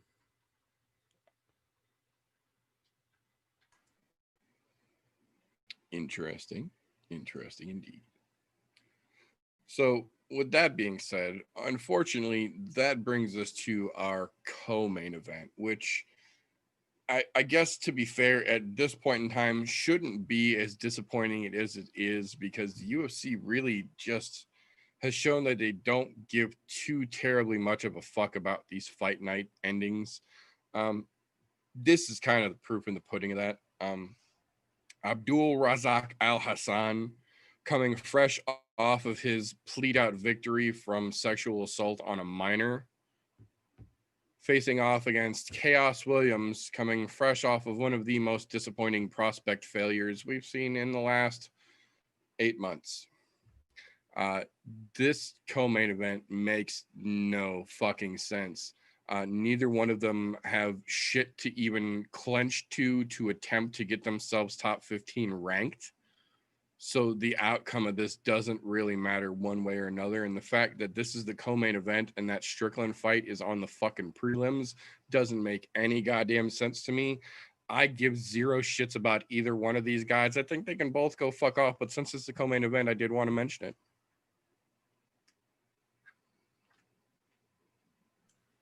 My only question is how the fuck did Chaos Williams get a goddamn co-main event when he's fucking 1-0? Right? Or, what the fuck? Also, change your fucking name, dude. Fucking Chaos. Well, you can tell whose parents love them. Well, put it that way. But I think the only reason he got this co-main event spot is because this was sloppily put together card, quick, fast, and in a hurry. To be honest, this fight probably should have been the card opener. You could have switched this with the fucking your boy fight, and that would have been a better fight than this for a fucking co-main event. To be honest, the only reason I think he got the fucking co-main event spot is because his first fight in the UFC, knockout in 27 seconds. Now, here's the key. 27 seconds. Nobody has seen what this dude can do. Yes, he has knockout power. Sorry, Chaos. Knockout power doesn't get you everywhere in the UFC. However, it does give you a goddamn good puncher's chance, because sometimes all you got to do is touch the button when you've got that. Now, on the other side of this here, God damn it.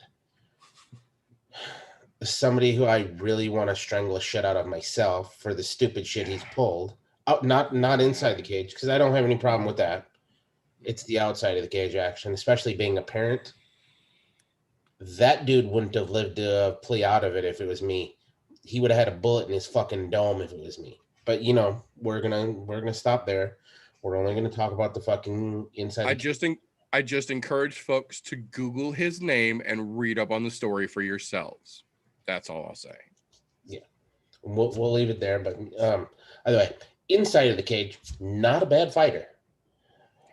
Not terribly bad. I mean, he's not fucking great by any means, but he's also a knockout artist. I mean, you look at his fights that he's had in the UFC, knockout. His last fight, lost by decision. So if he doesn't get him early, he gasses. He doesn't throw a lot in the mid to late second round, going into the third round. That's what cost him his last fight. I mean, although I will say he does have a notable win there over Nico Price. Yes. Which that's a fucking very notable name, in my opinion. That was a hell of a fucking knockout, too. That was a hell of a knockout. I mean, so to be honest, I think it's whoever touches the other first is going to win this fight. Because to be honest, Al Hassan, nothing fucking exciting. He's just been in the UFC longer than Chaos has. So, I mean, I think it's toss up here. It's 50-50 shot. Who hits the button first? I don't see this going out of the second round between these two, since they're just both fucking swing for the fence kind of guys. Either that, or we're going to get something really ugly going into the third round.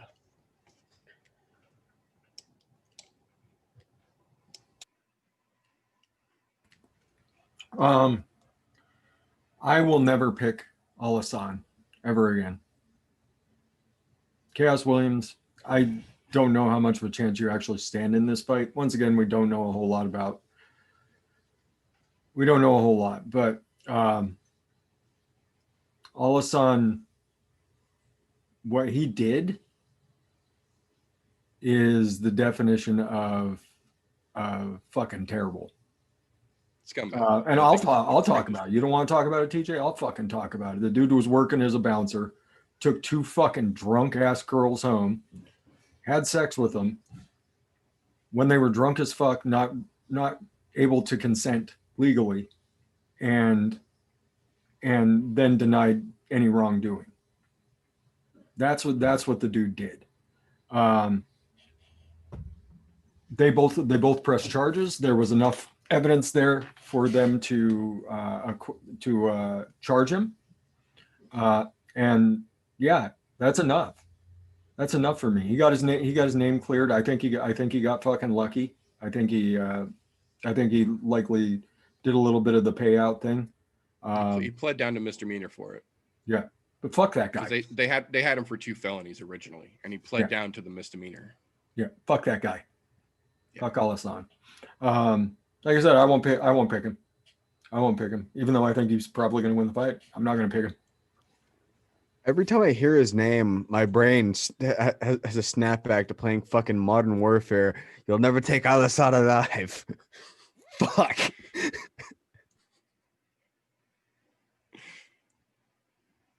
Well, you know, he does have the same manager of a lot of fucking people that we hate in general. So I'm just saying, there's quite a few fighters that this shitbag manager, I'm just going to go ahead and not name his name because, I mean, turds of a feather float together. That's it. All I say is take those Browns to the Super Bowl and flush them fucking down.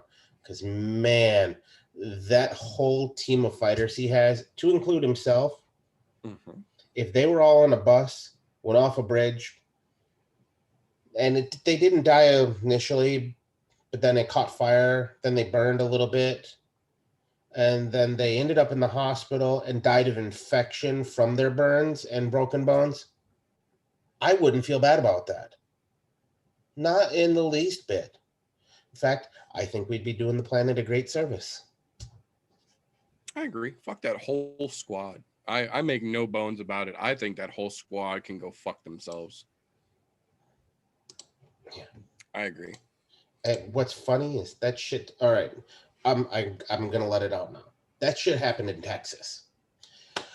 What motherfucking dad in Texas of these two girls does not own a fucking gun, did not find out where this motherfucker was bouncing at, and go and put 2 in the fucking dome to him?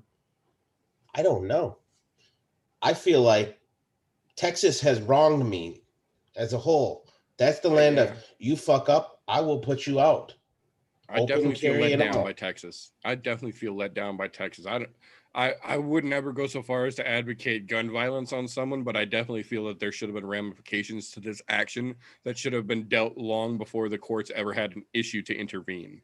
I want to make it sure I'm very clear on this. I'm not advocating it, but I think that's what should have happened. Right. Because if it was me in that shoes, yeah, you bet your sweet ass I'd find out where you live. Yeah, things would get real hairy, and it wouldn't have involved nearly as much government authorities. Nope, not at all. But the good thing about that turd getting flushed is that brings us into a legitimately, genuinely enjoyable, prime cut, beautiful, sizzling piece of meat that is our main event. And I don't know how we've done it, but we've managed to get at least 2 good main events out of this shitstorm we have seen over this summer and fall. This being the last minute thrown together on the last minute thrown together card of a main event. Originally, like we said earlier, this thrown together quite hastily last minute card was going to be headlined by Islam Makhachev versus Rafael dos Anjos at lightweight, but due to injury, Islam Makhachev pulled out last weekend. We found out on Monday that we would be getting the last minute 6-day replacement already training for the triathlon, Paul the Irish Dragon Felder stepping in. This is what I was talking about a little bit earlier. RDA has had a full camp knowing that this was coming. Felder has been training for a triathlon, but training to run, bike, and swim is not the same thing as training to punch, kick, and wrestle for 25 minutes straight. I get that his endurance will absolutely and unquestionably be there. He's clearly been working on that for months now. I have no doubt the dude's gas tank is going to be strong as it is. But he has been focusing on running, biking, and swimming for at least the last 2 months straight. Meanwhile, RDA on the other side has been working on an MMA camp for the last 2-ish months straight. And it's not like you forget how to throw a punch or you forget how to throw a kick, but there's certain things that are key to your particular style that you have to be in the rhythm to be able to hit the way that you hit them. And if you've taken 2 months off from training as hard as you would in a normal fight camp to work on riding a bicycle and running and swimming, as opposed to that MMA training specifically that you would need going into, I don't know, say a 5-round main event against a former world champion who has every possibility of taking it, 25 minutes, you're going to want to spend every waking moment working on that punching and kicking, that MMA training. Your endurance will definitely help you, but against a guy like RDA, you have to dot your I's and cross your fucking T's. This is at 55, where he was RDA. He played at 70 for a while, which shows you he's still versatile, but he's back at 55 and he's dangerous at 55. And it's not like Felder is not, but like I said, Felder is not focused right now at being a 55-pound fighter. Felder is focused right now on being a triathlete, and hats the fuck off to you for that, because that's no small feat unto itself as well. But, and I mean Sir Mix-a-Lot size, I like him big, but that's not training for a fight. And a focused RDA coming in off a full training camp, regardless of if he's focused on you or someone else, versus a 6 days of fight focused Paul Felder, it's going to be good, but it almost doesn't seem fair, because you know damn well Felder is not going to give an ounce of fucking quit. But I just feel like RDA has had too much time to prepare, too much time to get in the zone and dial in everything that he does so well. And he does a lot so well.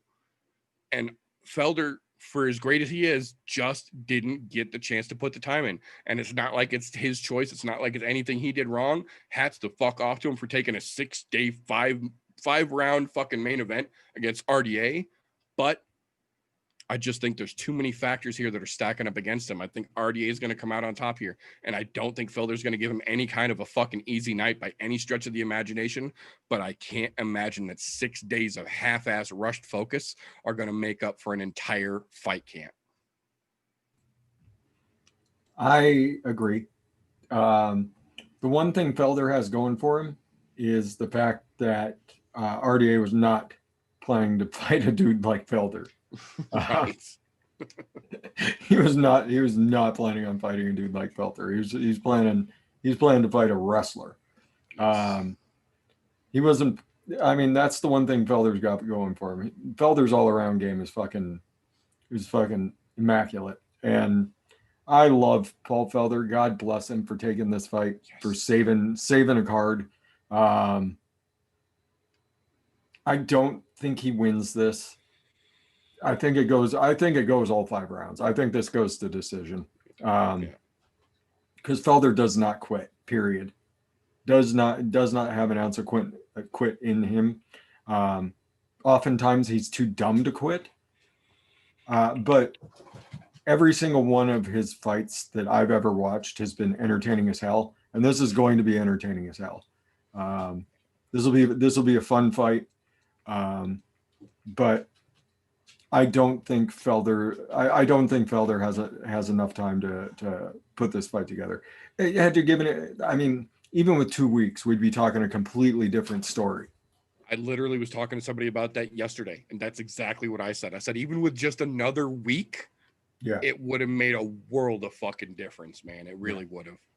But on 6 days, I mean, I think even with with the way Felder is, I think even with his triathlon training, he's throwing some MMA in there. The dude just can't get it out of his system. Right.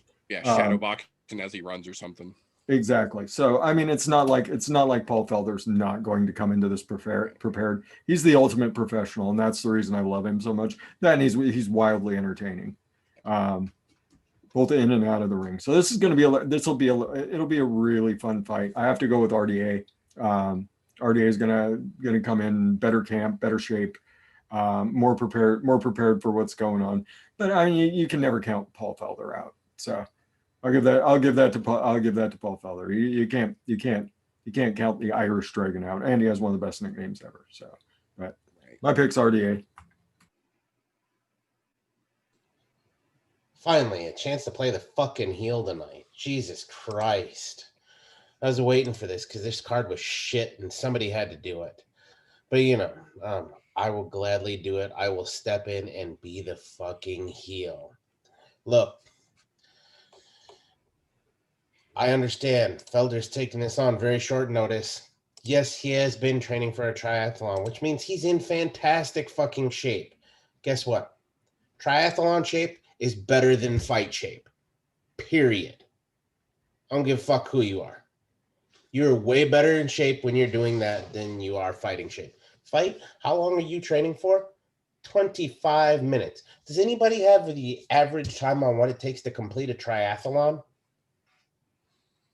For your top guys, you're looking at like what? You're talking about like top fucking pro triathlon? You're talking about like hour and a half. Yeah, exactly. And that's at the top level. I'm not going to say he's top level, but I bet you he can complete a triathlon in fucking 3.5, 4 hours right now. Because he's that kind of athlete. Now, with all of that aside, that tells me he's going to have a way better gas tank than our Rafael's. That's just how that's going to work, period. And his striking has been and will always be better than RDA's. That's just how that fucking works. Well, you can debate me on that if you want, but that's not what I'm backing down to. His striking has always been better than RDA's. RDA is on how many fights, Skid? 2, right? He's on a 2-fight skid because he lost Chiesa. And who did he lose to prior to that? I fucking forget, but he's on a 2-fight skid. It was... And sorry, I got Felder, distracted by that mustache picture. I mean, look, Felder, arguably, I'm not even going to say fucking arguably. Oh, Edwards. It was fucking Okay. Leon Edwards and then Chiesa. Leon Edwards. Okay, so yeah, he's had 2 rough fights. Although Chiesa, Both by decision, for the record. meh for Chiesa. Meh. Yeah. Oh, fucking Edwards, yeah, whatever. That's, to be honest, my opinion, Edwards is better than Chiesa. But that's neither here nor there because he lost to both of them. So it really doesn't fucking matter.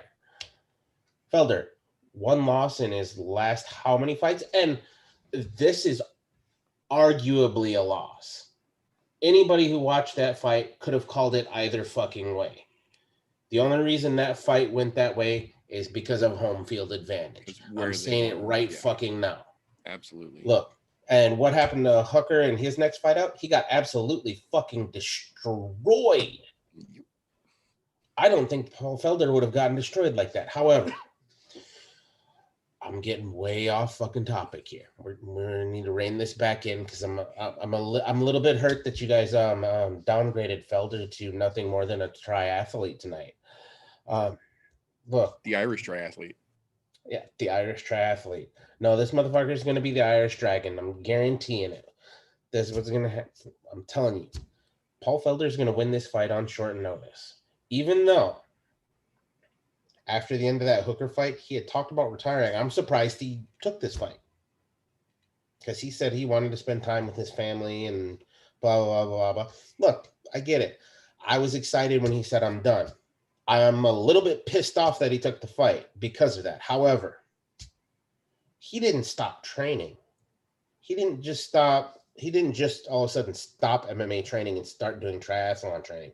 If you watch any of his social medias, he's doing MMA training too the whole time. Now, is it a full camp training? No.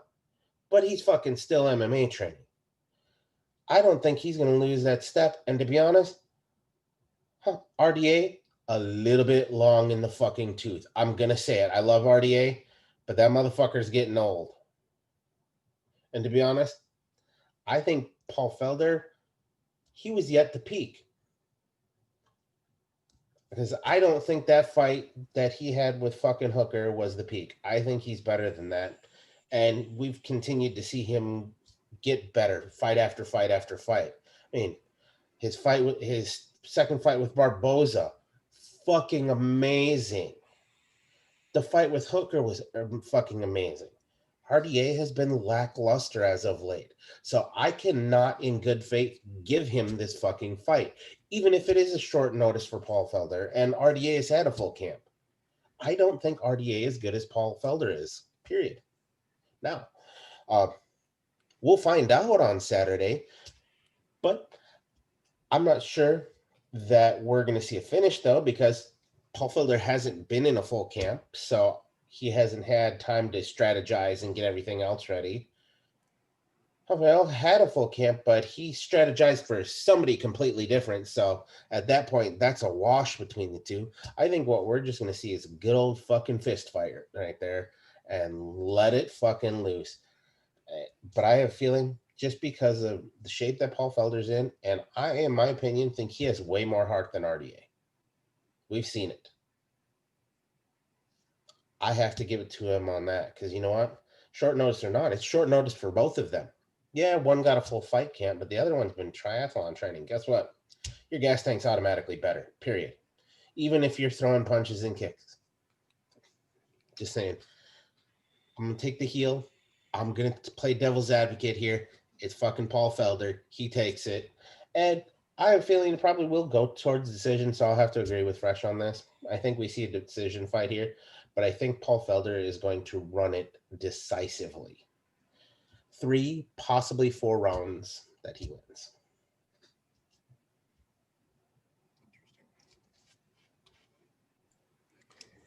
If TJ didn't do it, I was going to do it.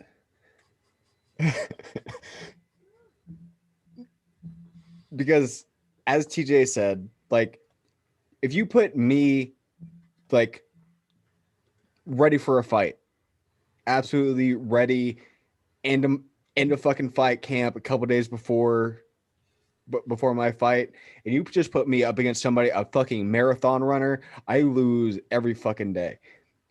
Like, you're just talking about just plain Jane fucking marathon runner. I will lose every fucking day to them in a fight and in a fucking marathon. I lose every time. Because can they take a punch? Sure. Are they going to fucking outmaneuver me fucking 10 ways to Sunday? Absolutely.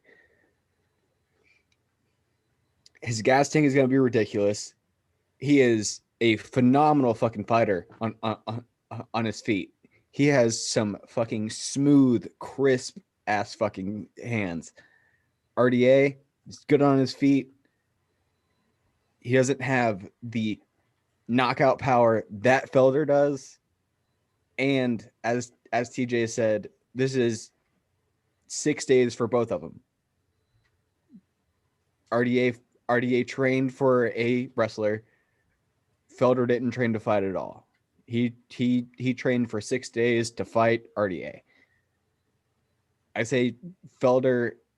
I honestly don't think, if it doesn't go down to a decision, it's going to be late 4th, early 5th knockout on Felder, because that man's fucking hands are so fucking beautiful.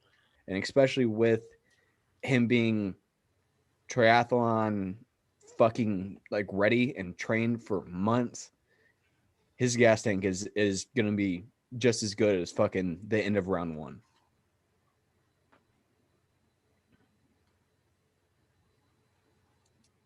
Interesting.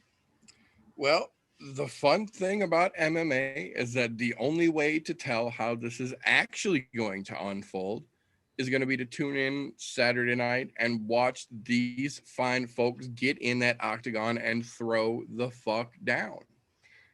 That being said, we're going to wrap this episode up. That is all we have for you wonderful folks. So before we get out of here, I do want to thank these fine gentlemen for taking their evening and spending it talking shit and participating in the shenanigans here on the I'm No Joe podcast. First and foremost, if at this point somebody wants to learn the training regimen of someone going after the coveted purple strap and what the new guy life really entails, how is somebody going to figure out how a baby-faced fellow like you can go after that strap, RJ? I mean, you could always hit me up over there on Instagram and RJ MMA official, but don't worry, me and Meter had a conversation about 3 weeks ago. I got something coming that's gonna put the purple strap to shame. Allegedly. Oh no, it's coming.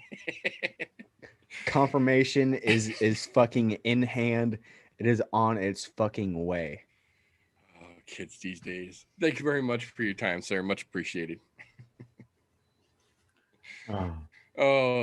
That being said, I do feel obligated at this point to then thank the freshest interim new guy a show could possibly have and ask at this point if someone wants to join the Uncle Chael hunt and follow the adventures of the champion new guy himself. How could someone get a hold of you after the show, Fresh03? You can find me at youtube.com/Fresh03, where we do some fun bathtub mixing. Uncle Chael, always elusive. He has been avoiding this hug for, I think it's well over a year now. Well over a year now, we've been hunting him around the greater Portland area. At this point, I've taken to dressing like Batman and hiding in grain silos every week and just hoping that I run across him. I've given up on traps. I've given up on lures. All I can do is just sit in the dark and brood and pray that one day I get to hug Uncle Chael. Well, we appreciate your effort and thank you very much for your time, sir. If the interim new guy strap is coming, is what I think is coming, I'll gladly hand it over. I'll gladly hand it over to RJ.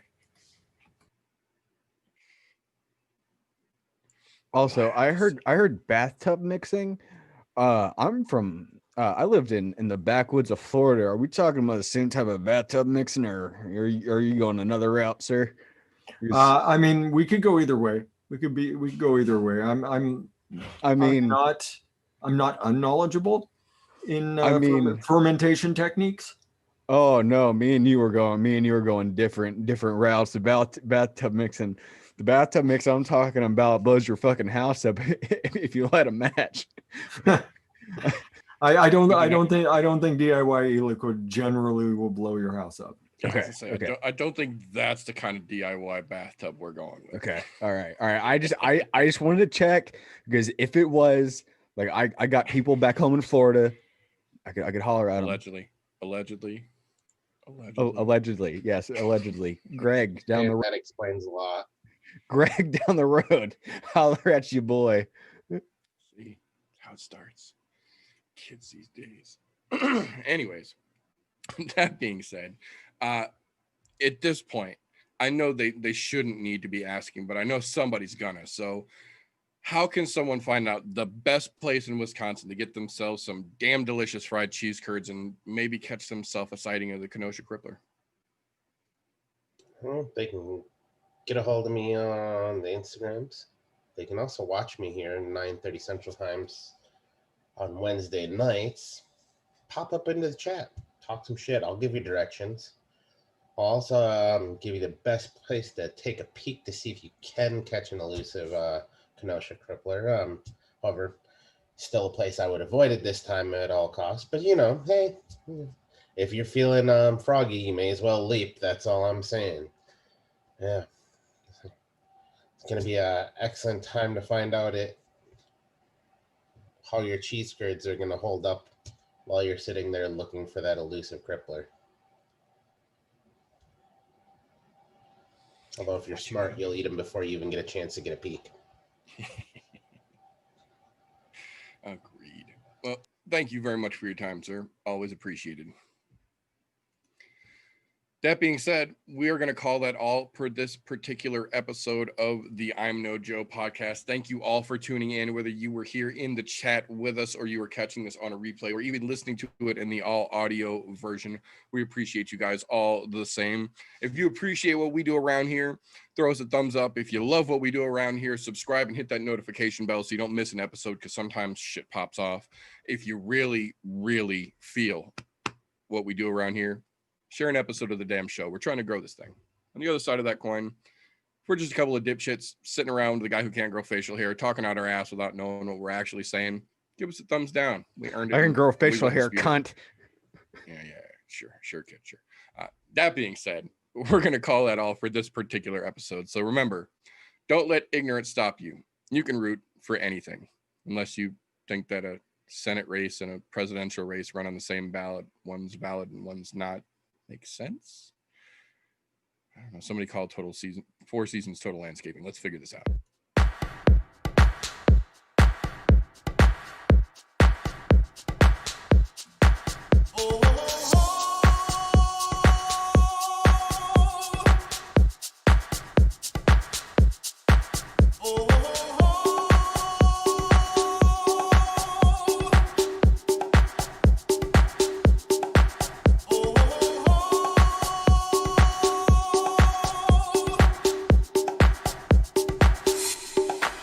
Everybody was kung fu fighting.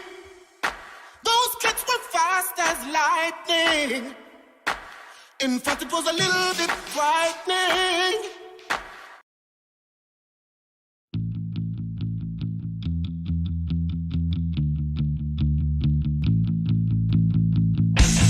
Children behave. That's what they say when we're together. And watch how you play. They don't understand. And so we're running just as fast as we can, holding on to one another's hand, trying to get away into the night. And then you put your arms around me and we tumble to the ground. And then you say, I think we're alone now. There doesn't seem to be anyone around.